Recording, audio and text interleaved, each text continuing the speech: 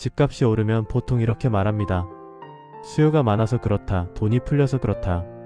맞습니다. 수요가 증가하면 일시적으로 가격이 상승합니다. 이번에는 공급 측면을 생각해 보겠습니다.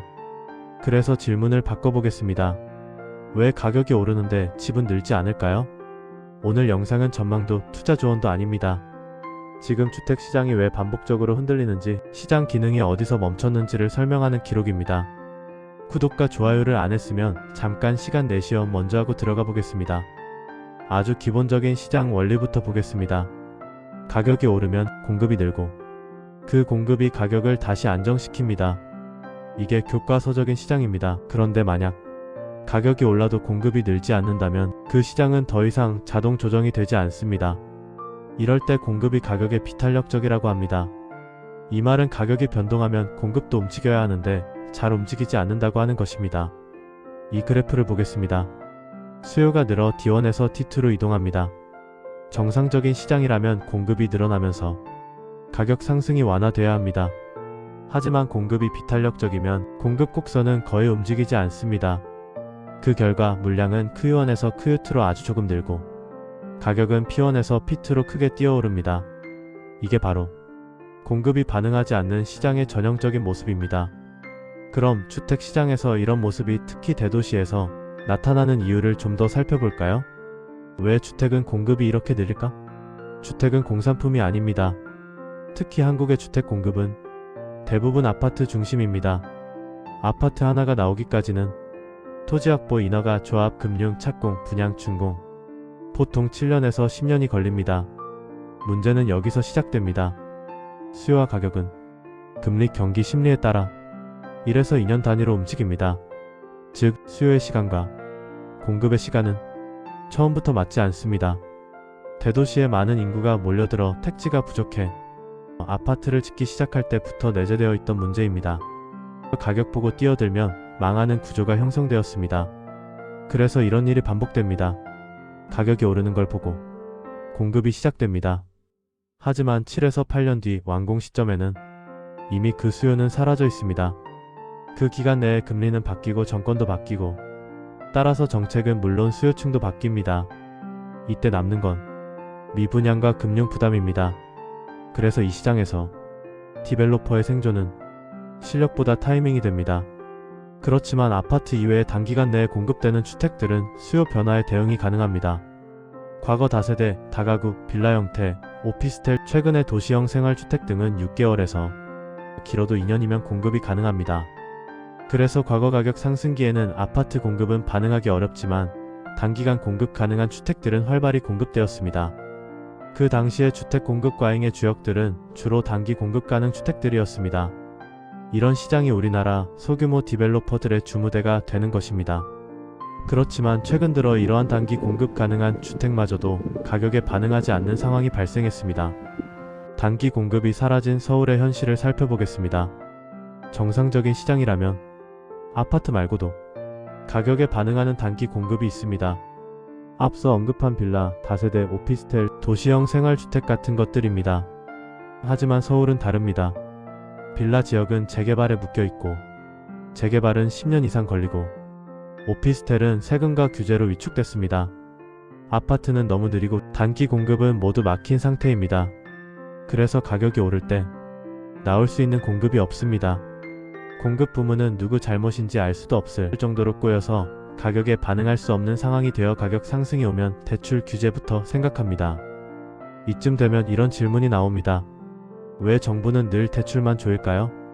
이유는 단순합니다. 공급은 단기에 손댈 수 없기 때문입니다. 지금 당장 조절할 수 있는 건 수요, 그 중에서도 대출뿐입니다. 그래서 정책은 늘 같은 버튼으로 돌아옵니다. 이제 결론을 정리해 보겠습니다. 문제는 수요가 아닙니다. 문제는 가격 신호에 공급이 반응하지 못하는 구조입니다. 모든 대도시는 공급 탄력성이 낮습니다. 하지만 한국은 그걸 보완할 장치까지 사라진 시장입니다. 그래서 가격은 조정되지 않고 정책은 반복되고 불안은 커집니다. 가격이 오르는데 공급이 움직이지 않는 순간 그 시장은 이미 고장난 겁니다. 자, 이제 그럼 이 구조를 어떻게 풀 수 있을지 차분히 이어가 보겠습니다. 지금까지 문제를 봤습니다. 공급은 느리고 단기 대응 상품은 사라졌고 그래서 정책은 대출 규제만 반복됩니다. 그럼 질문은 하나입니다. 이 구조는 고칠 수 있을까요?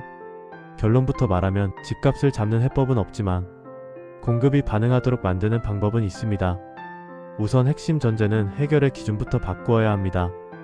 집값을 떨어뜨리겠다 아니고 투기를 없애겠다 아니고 대신 가격 신호가 공급으로 전달되게 만들겠다. 이게 오늘 이야기의 기준입니다. 우선 해법 단기 공급 상품을 복원해야 합니다. 첫 번째 해법은 단순합니다. 아파트 말고 빠르게 나올 수 있는 집을 다시 살리는 것입니다. 왜 중요한가? 가격 급등은 1에서 2년, 아파트 공급은 7에서 10년. 이 간극을 메우는 게 단기 공급인데 이걸 살리는 겁니다. 구체적 방향을 생각해보면 빌라 다세대, 재개발 지정 전까지 신축리 모델링 허용, 도시형 생활주택, 소형 가구용으로 정책적 재정의, 오피스텔, 주거 기능 명확화, 보유세 규제 차별 제거.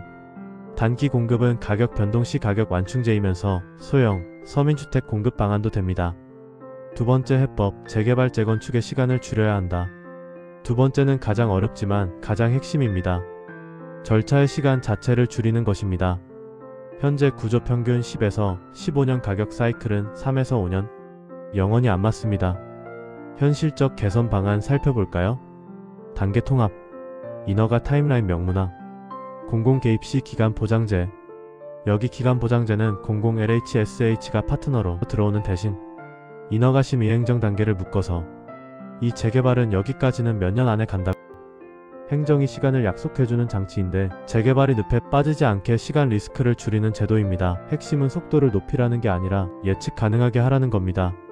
세 번째 해법, 디벨로퍼가 버틸 수 있는 구조 만들기. 지금 구조에선 잘해도 망하고 운 좋아야 살아남습니다. 문제는 선분양, 단기 엑시트 자금 회수, 타이밍 산업이라는 겁니다. 그래서 이런 방향으로 가야 합니다. 지금까지와 같이 단기 분양하고 빠져나가는 게 아니라 장기적으로 임대운 영역의 공급을 확대해야 합니다. 즉 장기 현금 흐름 구조로 가야 하고 공공민간 리스크 분담해야 합니다. 여기서 핵심은 공급을 늘리려면 공급자가 먼저 살아남아야 합니다. 마지막 해법으로 정부 역할을 재정의해야 합니다. 정부가 해야 할 일은 가격을 맞추는 게 아닙니다. 정부는 구조 설계자가 새롭게 할 일입니다. 우선 공급 경로 열고 시간 예측 가능성을 제공해야 합니다. 자, 이제 대응 방안의 결론입니다. 집값이 아니라 반응성을 보자. 이제 질문을 바꿔야 합니다. 집값이 오르나 내리나가 아니고 공급이 반응하고 있나? 공급이 반응하면 가격은 조정됩니다.